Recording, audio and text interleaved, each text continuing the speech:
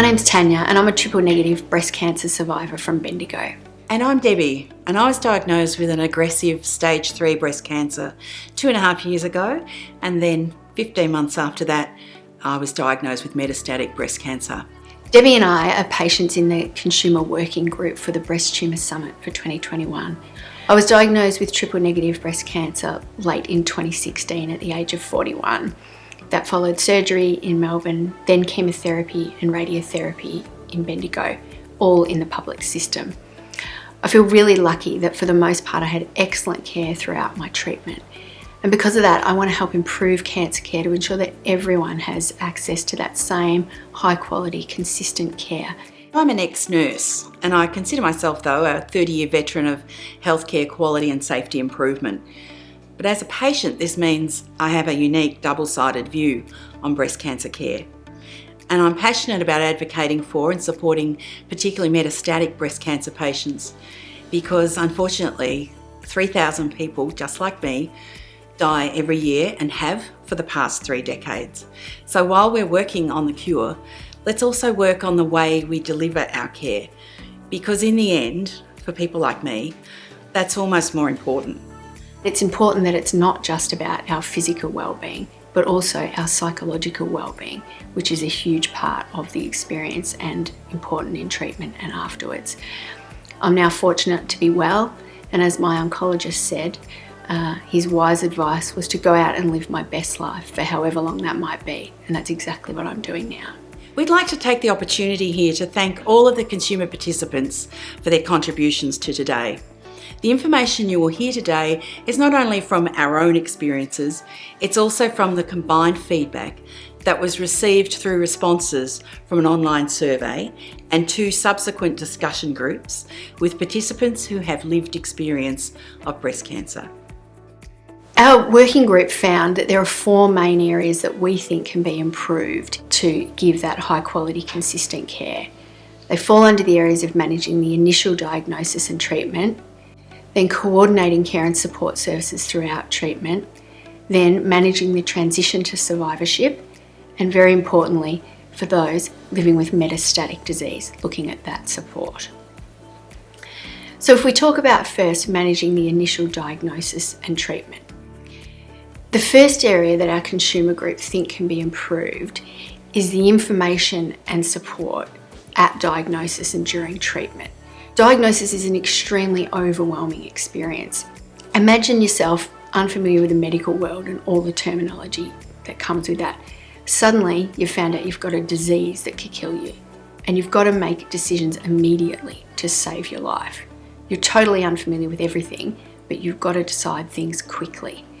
And at the same time, not only are you dealing with your own health and emotions, you're also dealing with everyone that you need to tell this news to, and you're worrying about them, supporting them. For me, that meant telling my 3 young children and my parents who'd already lost their only other child to cancer.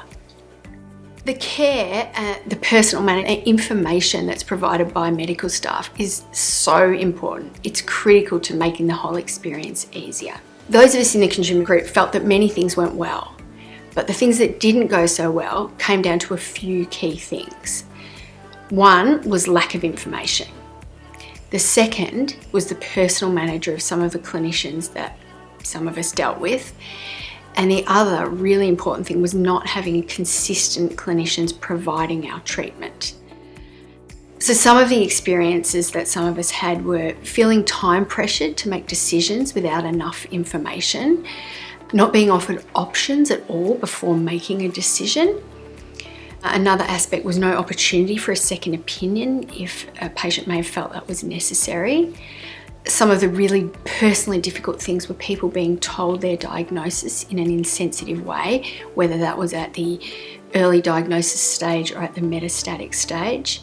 Long wait for confirmation of results. Also, not being informed about side effects meant things were unexpected and harder to deal with.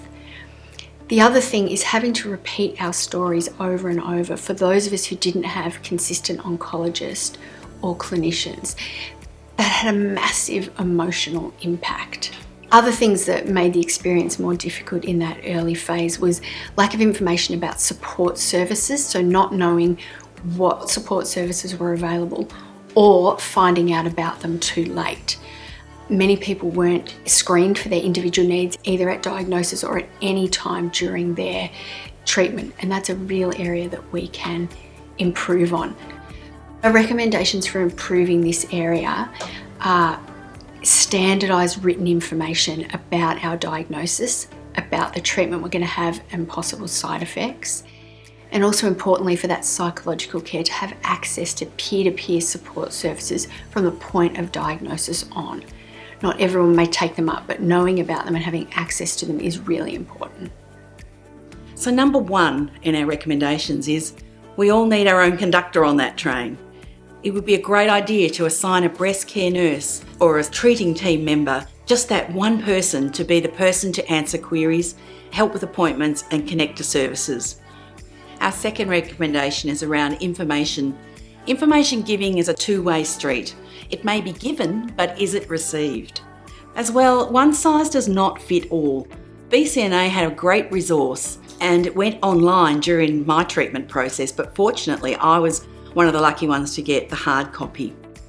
Perhaps we need to give hard copy to those who would like it, because not everyone wants to read everything online. And one of the important things is that information on support services is often left until after all the first-line treatments have been given. Too late. Support service screening needs to be done up front. Don't forget access to peer-to-peer support groups as well, which is really important. A group of people who actually know what you're going through, be able to talk to them. Designing service so that appointments can be consolidated with investigations and therapies is a really important need and was identified by many people in the feedback. Assigning a single clinician to each patient, I think as Tanya said before, is also the goal, especially for metastatic patients. Some of our recommendations are assign a key contact person, create a standardised information resource for support services and what they offer, and ensure consistency of specialists. The next important area to consider how we can improve care is managing the transition to survivorship, so after the end of our treatment. When treatment ends, everyone has different outcomes and needs, not just the physical side effects, but also the emotional side effects. And for many of us, they may last the rest of our lives. We're all bound together by the treatment we've experienced, but we're also bound together by a fear of our cancer returning.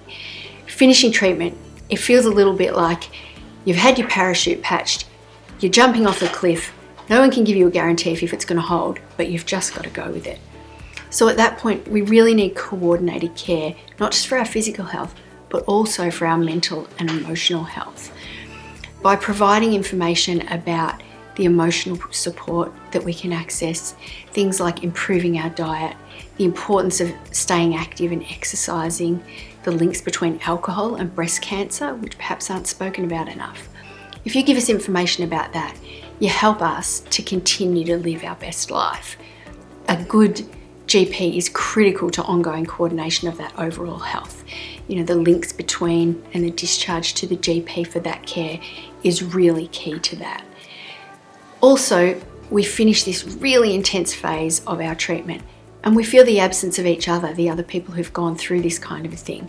We want to be able to meet up with those people, connect with them, process these common experiences that we've got. So we need support to manage our cancer experience and the impacts. Finishing treatment isn't the end. The ongoing side effects, the psychological consequences we have to live with, that's an ongoing thing. And we want to help ourselves. So we owe it to every patient to support them to do just that. Our recommendations for improving care in this area include a post-treatment plan for every patient so that they've got improved knowledge and management of long-term side effects, and critically, that emotional and psychological support when they finish treatment and ongoing if they need it. And the last main area of focus was the invisibility of living with metastatic disease. Person-centred care is essential in this phase. How we deliver our care and how we say things is almost more important than what we're delivering and what we're saying. The ongoing need for coordination of our care is essential in the metastatic phase because we're no longer on the treatment train, the prescribed course. We're now on the hop-on, hop-off bus at the final destination, which quite frankly is not that great. And with the reality that that treatment won't ever stop now until we get off the bus for the last time. And seeing a series of different clinicians at clinic is almost traumatising for metastatic patients. One of the prevailing sensations that most metastatic patients have is that we feel ignored and absent in the current narrative around breast cancer. A diagnosis of breast cancer is so daunting to everyone because everyone fears being us. Yet we are invisible. We're not on a journey anymore. There's no hopeful destination. We know where we're going, and it's not pleasant. Another topic often delayed in our treatment is the need for end-of-life planning. It's often done too late. We need different types of support services when we're metastatic. Social get-togethers for metastatic patients have their place, but expert and sensitive facilitation is actually required because the topics raised and explored in just conversation need careful handling. And these topics need to be raised and they need to be explored because one of the problems for us is that our members in a support group, well, we die.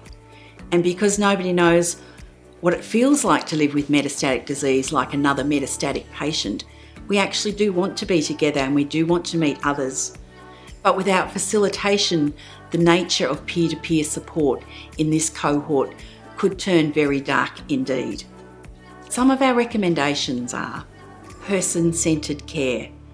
We need ongoing coordination of care and we need support services targeted for metastatic patients. To summarise some of the key points that we have spoken on, consistent access to standardised written information on diagnosis, treatment options, potential side effects and when to present to ED. Coordination of care, including a written treatment plan and consistent point of contact is so important.